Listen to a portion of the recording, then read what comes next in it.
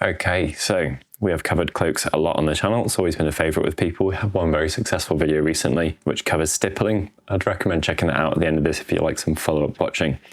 What we're going to do in this though is we're going to do a purple cloak. We're going to do it with layering, and I'm going to do it pretty fast at a high quality with a focus on getting something that could really give you impact for a character at like a solid tabletop gaming level or something like that. I'll explain things as I go, and we've got a few tips and tricks to make it really easy. So don't worry if you're intimidated by the crazy flowing shapes or anything. We're just going to make this so much easier than you think it could ever be. Step number one though, going to spray it with white from above. If you don't have a white, you could just paint it a light grey or something and then spray it with black from below, and you basically get kind of the opposite. Quite cheating, isn't it? Now, if you don't have a white spray can, or you don't want to use a spraying technique, or you don't have an airbrush or something like that, just take a little picture with your light, posed at an angle like this, and use that as a reference. Basically, these are our guidelines, and we just wanted to take the guesswork out of it. Quick discussion of colors that you might want to use. Here's a bunch of purples or GW. You can absolutely step into deeper, cool colors, especially because other brands are quite good at this, like these that I'm a real fan of from Scale 75's Fantasy and Games range. So we're going to be going probably from the same middle that people would do, but we're going to involve Naggaroth Night here.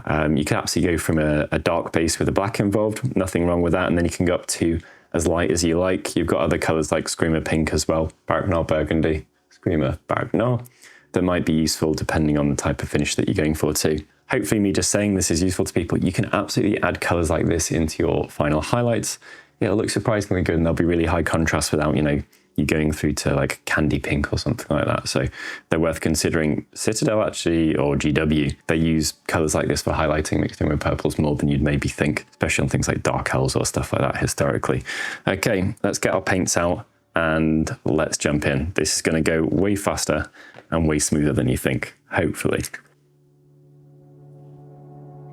If you're interested in stippling this, like the video that I mentioned at the beginning, then you can just use exactly the same colors. All of these work really well with stippling and dry brushing.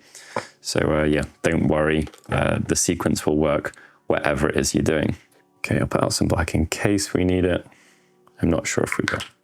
All right, base coating. You can get the base coat down basically however you would like. Don't kind of worry about it too much. I'm using a huge brush. I'm using a 6.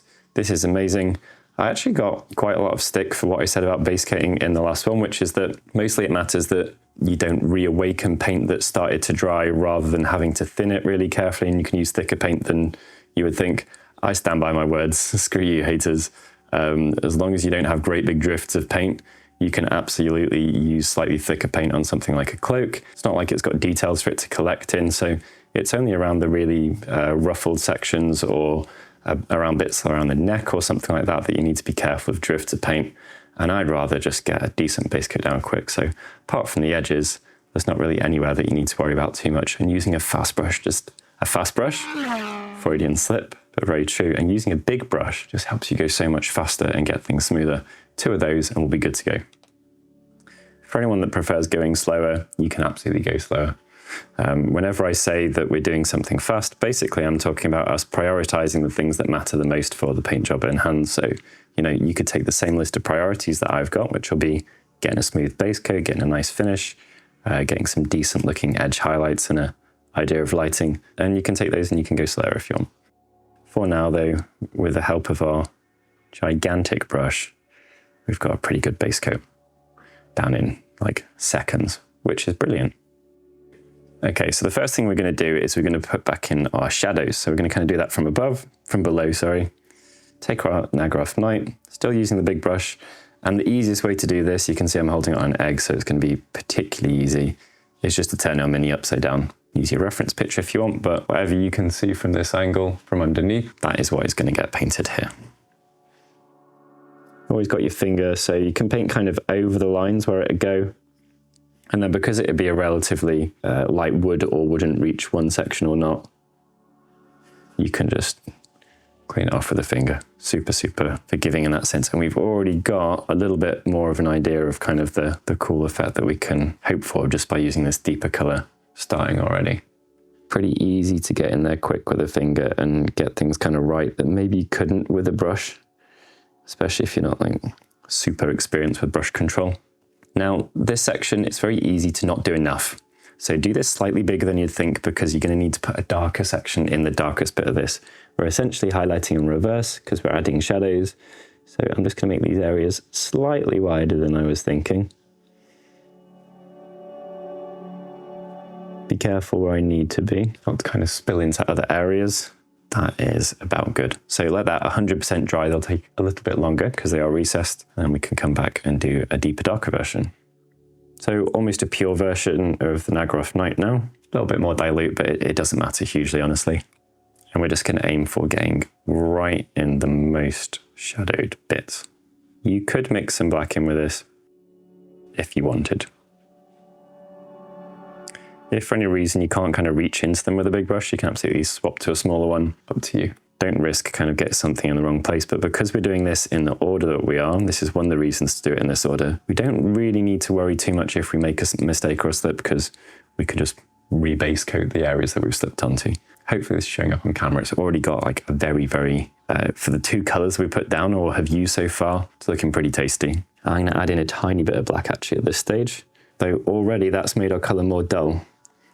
Black isn't a deep violet, obviously, so the moment we put that in, while it is going to exaggerate how dark things are, it's going to start removing color, and we want to keep this kind of cool, regal looking, sumptuous purple vibe going on that we have. Make sure we wash our brush fully, and then jump into highlighting. Okay, so I'm just going to re-establish any of the edges that I need to, and kind of block in all those areas that we want to be the lightest. Now here, running against these edges, that is one of the areas you do want to kind of avoid build-up, although you can always put a little bit of weathering or scratching there, or something like that, if you need to hide anything in an efficient way. Best way to handle mistakes in army painting is like, you know, put a tuft there, have some battle damage, and we've got one trick up our sleeve at the end that we can use to make this purple look even deeper and more amazing. Right, highlight color coming up. Whatever brand you want to jump to for, or, you know, type of color, for your highlighting colors, you rock on. You've got plenty of options, be it a very classic magenta, something a little bit more dulled down, something pastel, or pinkies, you know, whatever fits with your army, go for it. And like I said, stuff like this is a really interesting option. You can add just a tiny bit of that into your zeros, and you'll end up with this slightly warmer color, which is really, really interesting. What I'm going to do though is I'm going to be adding just a very small amount of this in. This has got some white in it, quite a lot of white actually. So we're going to be pretty careful. If you want those big, soft looking curves, then we need to be blocking in large areas with not too big a color transition. We can save that kind of for the edges of things really. Bearing in mind the areas that were light when we sprayed it before. And steady hands, hold your breath, try and get it in a couple of goes. Don't try and get it just in one. And if you're worried at this stage, just go and look at the picture you took when you'd sprayed it white.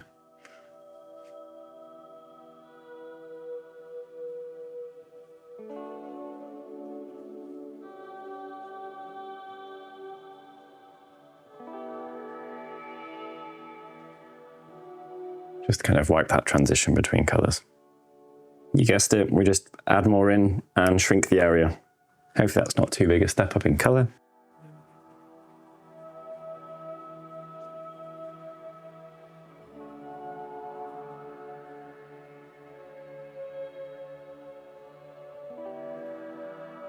Might be too big a step up there because I forgot to hit that bit with the last step. There you go. I'll pretend that's one of the mistakes that we meant to do on purpose. Mistakes happen, guys. It's fine. It won't be the end of the world. My paint was too wet, so it started being easier for me to kind of slip and stuff like that. But we are pretty much done.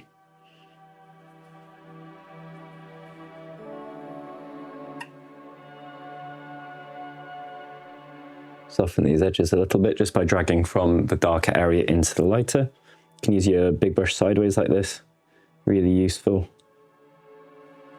And because our colors are pretty similar, it shouldn't leave like great big noticeable marks. Should rather kind of fade one into the other. There we go, pretty much done and ready to jump into some slightly bolder kind of edge highlighting. Even if this isn't necessarily super realistic, it's going to help people know where our mini begins and ends, especially on, you know, like the gaming table, getting a good read on it. Okay, so edge highlighting time. I'm moving to a size 1. This is exactly the same combo of sizes that I used in the last Cloaks video that I've mentioned a couple of times. The reason we dropped down to a 1 is it's a much smaller brush, so it's easy to do edge highlighting with, but it's got enough body that it's going to hold a decent amount of paint, because ideally we don't want this to take forever. So pop a little line on, not necessarily for the realism, but to let people know where the cloak ends. And this is of course optional. You don't have to do this if you don't want to. What we are going to do to kind of make it sell with the effect that we've used elsewhere, there's a couple of options. You could just edge highlight in bits where it's lighter, so like on the outside of this curve where we've made the cloak lighter anyway, rather than in the shadows, or you can highlight all of it, which is what we're going to do, and then we will do a lighter version on the bits that stick out. If you're going to weather, you could skip this step, especially the bottom, because you might end up just deleting it with whatever you put down there anyway. Then carefully and bravely, any edges on the cloak that we want to hit, or particular areas that we'd like to be brighter, you can just bring up a little bit. Now that we've got a smaller brush with a not quite so chubby tip, as much as I love the 6, we definitely couldn't have used it for these. Maybe someone with better brush control than me could have. All right, what on earth do we add to this to do our final edge step? Jump right out, let's be brave. Very Slaneshi color when you mix these two together, I always think. Added too much water there, that's never going to help you. If you're trying to do your edge highlighting, I think that's something that people get kind of wrong. You want a small amount of paint on the brush, but it doesn't want to be like super weak at all. Okay, so having prepped a lot on the back of our hand, simply a matter of the areas that are light from our highlighting, we're going to hit those.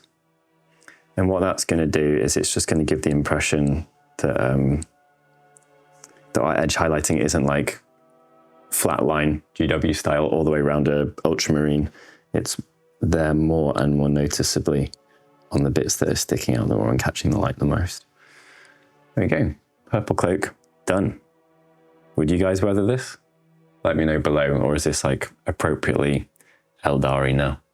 By the way, if you're not happy with any of your transitions, take the darker of the two colors. It's easier than using the lighter of the two. So I got Xeris here. Dilute it a fair bit, test on thumb. And then just do a couple of quick passes. See, we've got a stripe here, hopefully that's showing up on camera. Do a couple of quick passes between the two areas. And don't leave a great big lift off blob like that. So anything that you're like, well, that looks a bit, you know, it's not subtle enough, you just paint another stripe down it.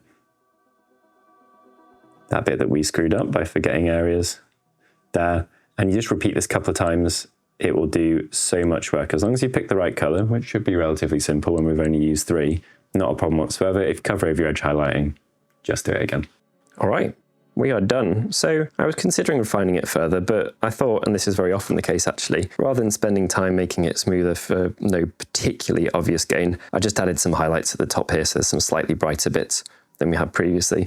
Hopefully us popping up the reference picture has been useful throughout. Areas like this I definitely wouldn't have thought of being bright if it wasn't for the reference. There's quite a little brave highlight in the back of this line you can see. We didn't opt to do that, but you could if you're feeling brave. If you want to go from dark through to light, we kind of went in this order, like this, and then we repeated our base coat, and then we went to the highlights. If you want to go through from dark to light just because the other way around is throwing your head a little bit, that's absolutely fine, don't worry about that. Please let us know, would you have liked it if I showed you how to do like a gold freehand line at the bottom of this, or would that have thrown you and made you think it was more intimidating? Yeah, let me know your thoughts on that below. Big brushes for the win, some bold, efficient work, and that's the type of thing that hopefully you can apply to your own armies without finding it intimidating. Let us know below if you have any more suggestions. Let us know if I should have done the gold line, and do check out the link below for our brushes and for eggs. Size 6 is the winner for cloaks. So good. Check out our other cloaks video as well if you'd like to see how to stipple them. Maybe that's good for like cloth rather than velvet.